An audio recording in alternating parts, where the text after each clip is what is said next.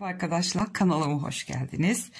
Bugün yine sizlerle güzel bir modelle beraber geldim.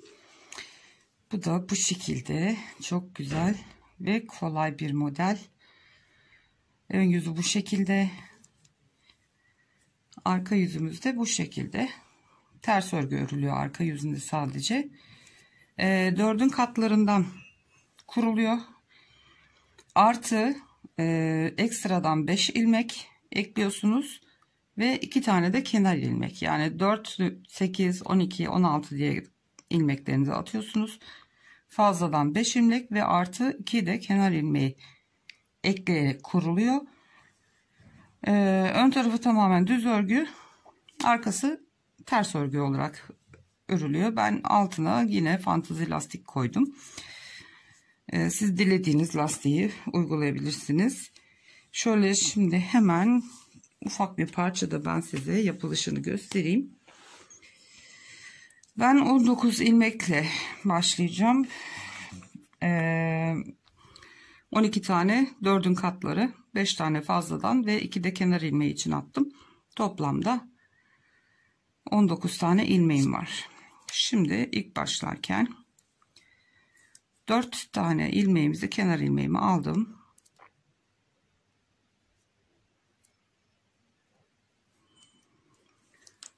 Üç tane düz örüyoruz. Kenar ilmeği ile birlikte 4 tane ilmeğimiz var.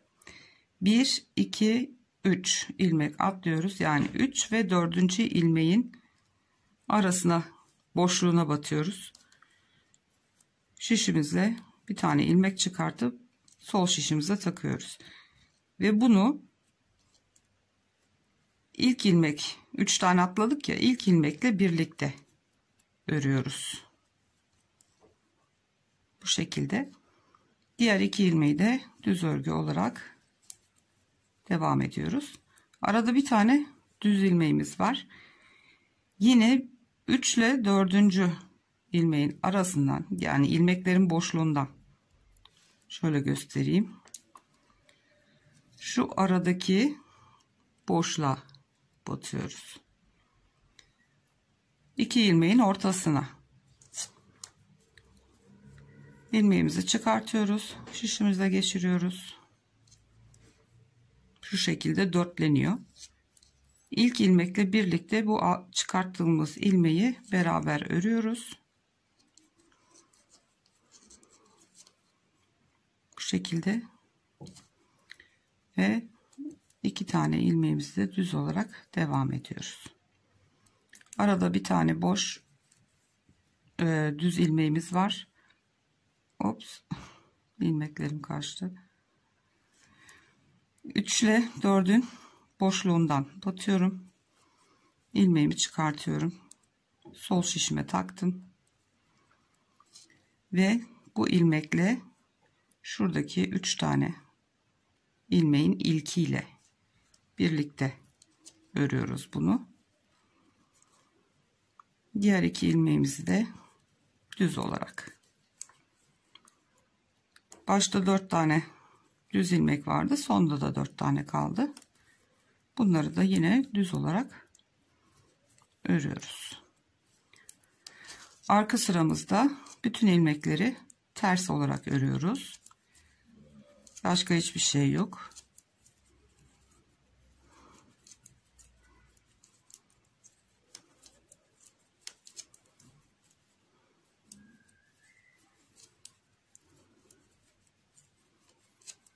Gayet kolay. İstediğiniz her türlü örgüde kullanabilirsiniz. Evet, son kenar ilmeğim. Şimdi yerlerini değiştireceğiz. Gördüğünüz gibi biri burada. Şimdi üstüne gene bir tane. Böyle hepsi yatay yatay gitmiş olacak bu durumda. Kenar ilmeğimi alıyorum. Bir tane düz örüyorum. 3 ile 4. ilmeğin arasından, boşluktan batıyorum. İlmek çıkartıyorum. Ve birinci ilmekle birlikte çıkardığım ilmeği ördüm. 2 ve 3. Aradaki düz bir tane ilmeğimizi örüyorum. Sonra tekrar 3 ve 4'ün arasındaki boşluğa batıyorum şu şekilde.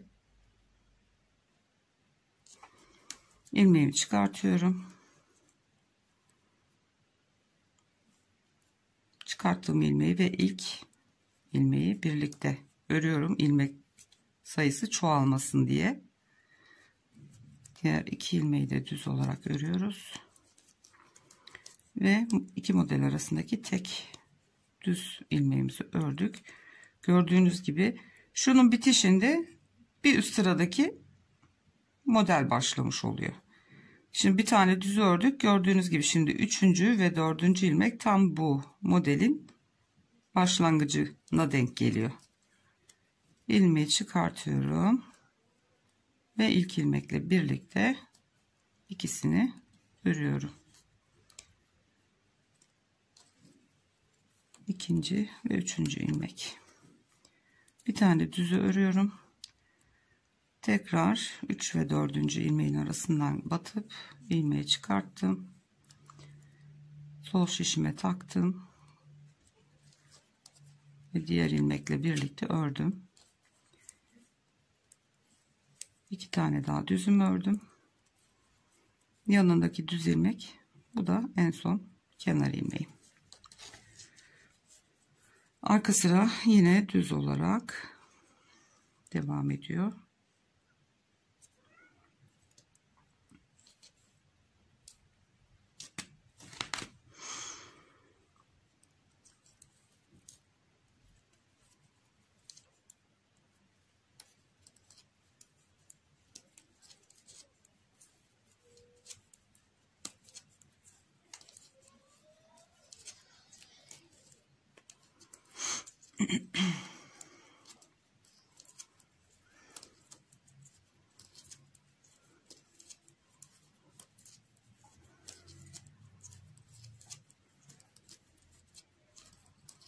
Evet, tersimizi de ördük. Şimdi yine ilk sırada yaptığımız gibi 4 tane düz ilmek örüp, yani şu sıradaki gibi bunun hizasına gelen kısım yapacağız. Bir sonraki sırada bunun hizasına gelen kısmı yapacağız. Hep aynı 4 sıranın tekrarı. 4 sıradan oluşuyor model, işte bu şekilde. Bu 4 sırayı tekrarlaya devam ediyoruz. Ne yapmıştık? Kenar ilmeğimiz 3 tane düz, toplamda 4 tane düz ilmek. 3 ve 4. ilmeğin arasına batıp ilmek çıkartıyoruz. Şişimize takıyoruz. İlk ilmekle birlikte örüyoruz. Diğer iki ilmeklerimizi de örüyoruz düz olarak ve araya bir tane düz örüyoruz. Gördüğünüz gibi hep bu şekilde yan yan, kaya kaya devam edecek. Şimdi tekrar 3 ve 4. ilmeğin arasından ilmek alıyorum. Şişime geçirdim. İlk iki ilmeği çıkardığım ilmekle şişteki ilk ilmeği örüyoruz birlikte. İlmek çoğaltmamak için eksiltmiş oluyoruz. Devamındaki 2 tane ilmeği düz olarak örüyoruz ve aradaki bir tane düzümüzü örüyoruz ve tekrar 3 ile 4. ilmeğin arasına giriyoruz. Evet, 3 ile 4. ilmeğin arasına battım, ilmeğimi çıkarttım ve ikisini birlikte örüyoruz. 2 tane düz ördüm ve gördüğünüz gibi sonda 4 tane ilmeğimiz kaldı. Onları da aynen baştaki gibi düz örüyoruz. Gördüğünüz gibi modelimiz bu şekilde yanlara kaya kaya devam ediyor. Örneğiniz bittiğinde bu şekilde olacak. Birlikte göstereyim, daha rahat olacak. Çok kolay.